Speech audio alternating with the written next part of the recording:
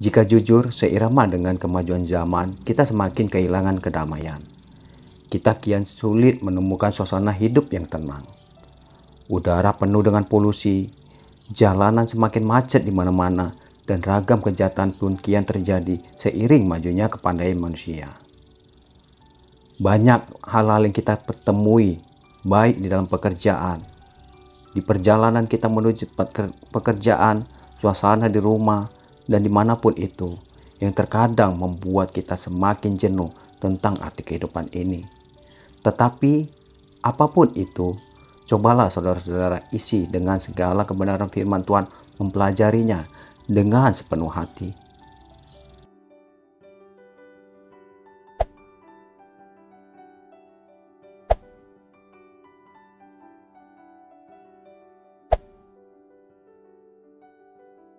Shalom saudara-saudara terkasih di dalam Tuhan Yesus Kristus.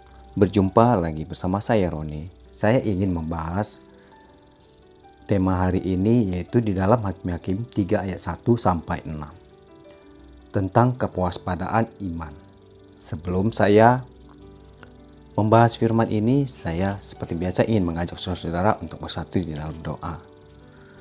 Terima kasih Allah Bapakku, terima kasih Yesus, buat segala kebaikan-Mu, buat segala kemurahan-Mu Tuhan di dalam hidup kami. Biarlah Tuhan, hidup kami semakin diberkati oleh kuasa-Mu ya Bapa.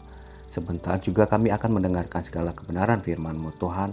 Biarlah Tuhan jamah hati buat para pendengar, juga hamba-Mu ini Tuhan dalam menyampaikan segala kebenaran firman-Mu. Biarlah kami semakin dekat di dalam Engkau, Tuhan yang selalu menyertai hidup kami. Terima kasih Allah Bapa, kami bersiap untuk mendengarkan segala kebenaran firman-Mu. Haleluya. Amin. Baik saudara-saudara sekalian, saya mengambil tema saya hari ini dalam Hakim 3 ayat 1 sampai 6 tentang kewaspadaan iman kita. Hidup di zaman milenial ini bisa membawa manusia ke atas puncak kenikmatan dan kesenangan. Materi, sarana, fasilitas, hiburan, makanan, dan berbagai kemudahannya lainnya dapat memuaskan manusia. Namun, jika jujur, seirama dengan kemajuan zaman, kita semakin kehilangan kedamaian. Kita kian sulit menemukan suasana hidup yang tenang. Udara penuh dengan polusi, jalanan semakin macet di mana-mana, dan ragam kejahatan pun kian terjadi seiring majunya kepandaian manusia. Banyak hal-hal yang kita pertemui, baik di dalam pekerjaan, di perjalanan kita menuju pekerjaan, suasana di rumah, dan dimanapun itu, yang terkadang membuat kita semakin jenuh tentang arti kehidupan ini. Tetapi, apapun itu, cobalah saudara-saudara isi dengan segala kebenaran firman Tuhan, mempelajarinya dengan sepenuh hati. Utamakan waktu kepada Tuhan daripada kepada dunia. Bukan saya mengajak untuk saudara-saudara melupakan segala apapun aktivitas kita di dunia ini. Tetapi biarlah saat kita dekat dalam Tuhan, kita akan merasakan suatu ketenangan yang tidak bisa kita dapatkan di dunia ini. Saya merasakan itu di dalam kehidupan saya.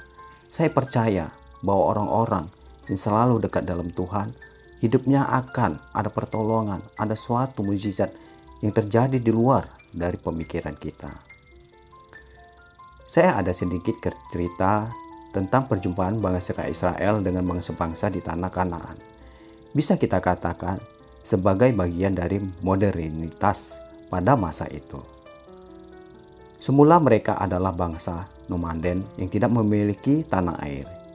Bisa dipastikan mereka tidak sempat membangun peradaban dan yang mapan.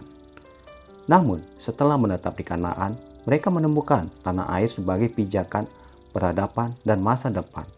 Mereka terlibat dalam dinamika ekonomi, pasar, sosial, budaya, dan aspek-aspek kehidupan yang lain. Mereka juga kawin dengan bangsa-bangsa di Kanaan. Singkat kata, mereka saling membentuk dan memengaruhi. Namun, dampak perubahan selalu berwajah dua. Ada yang positif dan memberkati. Tetapi ada juga yang negatif dan merusak diri. Untuk mengantisipasi dampak seperti itu, kita perlu menundukkan hati dan mendekatkan diri kepada Tuhan. Perjumpaan dengan pihak lain adalah keniscayaan dan merupakan bagian dari sosial kemanusiaan kita. Kita tidak akan mungkin hidup terasing dari orang lain. Dalam pergaulan selanjutnya, kita justru berkontribusi untuk membawa perubahan positif.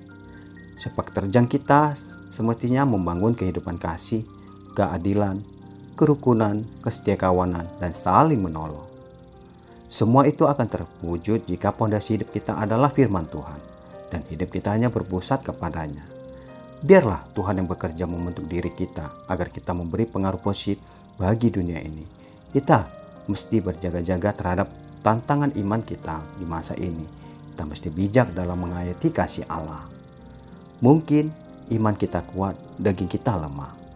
Tetapi apa pun landasan segala sesuatunya, jika kita terapkan firman Tuhan, maka firman kita akan tetap kuat. Iman kita akan tetap terjaga oleh hal-hal dunia.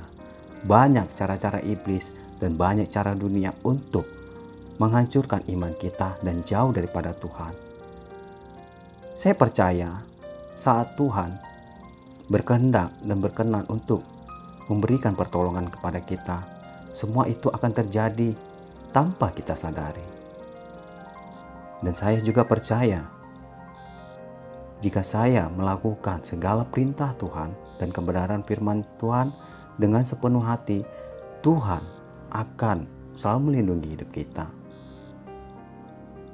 Manusia sekarang terlalu banyak memberi pengharapan kepada manusia yang lainnya yang terkadang akhirnya memberikan kekecewaan terhadap orang yang mengharapkan bantuan ataupun segala pertolongan.